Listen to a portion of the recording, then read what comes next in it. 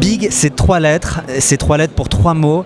BPI France Inno Génération, c'est l'événement de ce printemps-été avec plein de start-upers. Et avec nous, Duplex Camgang, vous êtes CEO et cofondateur de Studely. Je vous demandais de présenter Studely en 3 hashtags. C'est à vous. Oui, Studely en 3 hashtags, c'est quotient bancaire, c'est étudiants internationaux et c'est FinTech. FinTech. Alors maintenant, je vous demandais de m'expliquer ça avec des verbes. J'ai entendu donc caution bancaire, étudiant, solidarité, même un peu. Alors même si c'est un peu ça. Vous pouvez nous en dire un peu plus? Ouais. Ce que je peux en dire plus, c'est que les étudiants étrangers, les étudiants internationaux qui arrivent en France ou qui vont étudier dans l'étranger, ils ont besoin de ce qu'on appelle une caution bancaire pour pouvoir justifier leurs ressources auprès des ambassades locales et pouvoir aussi trouver un logement dans le pays de destination dans lequel ils arrivent.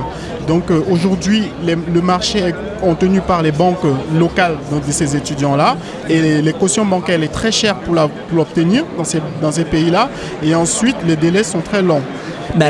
Alors j'imagine qu'il doit y avoir quand même un choix sur les étudiants. Comment est-ce que vous choisissez quelqu'un, en tout cas un projet pour pouvoir le défendre devant les banques? Comment est-ce que ça se passe? Je veux juste reconstruire, en fait ce n'est pas un choix, en fait c'est concrètement c'est un étudiant qui vient faire ses études, c'est pas un projet. C'est un étudiant qui dans le cadre de ses études, il a besoin par exemple, je prends un exemple, un étudiant chinois lorsqu'il veut venir en France, il a besoin d'avoir un visa pour venir en France, c'est que l'ambassade de France lui demande de justifier ses ressources. Et pour justifier ses ressources, il a 3 façons de le faire. Soit il a une bourse, et c'est 0,1% des étudiants qui l'ont en général, donc c'est très peu. Soit il a des parents en France ou bien en Chine qui gagnent 3 fois, 4 fois le montant minimum pour vivre en France. Et la troisième façon qui est la meilleure, la plus répandue au monde, 70% des étudiants le font, il demande une caution bancaire auprès d'une banque locale en Chine pour pouvoir venir en France. Et cette caution bancaire, pour l'obtenir, il a 3 problèmes aujourd'hui. C'est que c'est très cher, déjà, pour l'obtenir. De 2, les délais sont très longs, 2 semaines.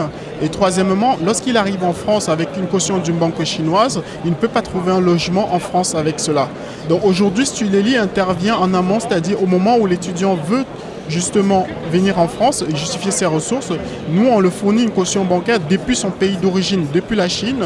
Et lorsqu'il arrive en France avec cette caution bancaire qui est faite par une banque française, lorsqu'il arrive en France, il peut justifier justement ses ressources auprès d'un bailleur pour avoir un logement. Et en amont, il aura justifié ses ressources auprès de l'ambassade pour venir en France.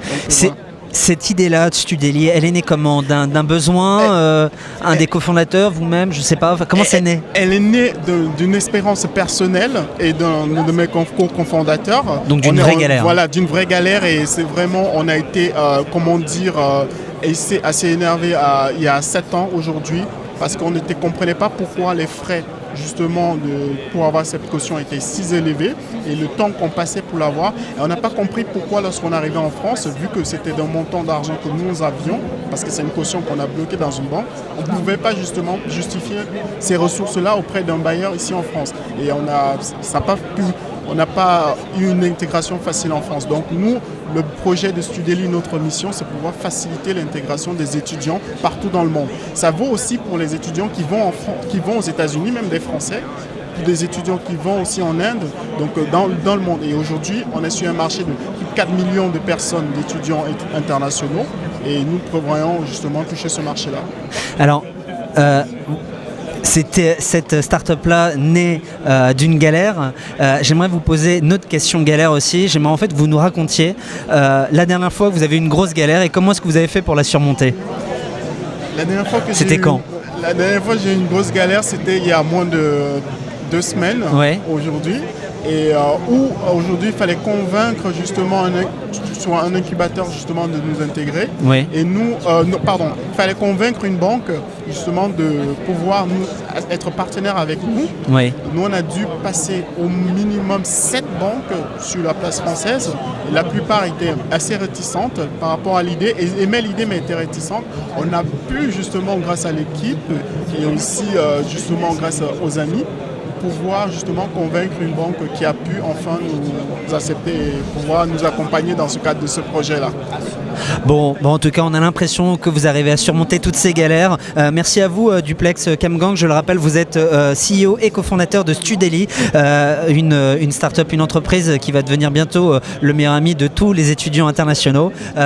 Nous, on se retrouve bientôt, en tout cas, pour suivre la suite de vos aventures entrepreneuriales à Big, BPI France InnoGénération. À bientôt. Merci.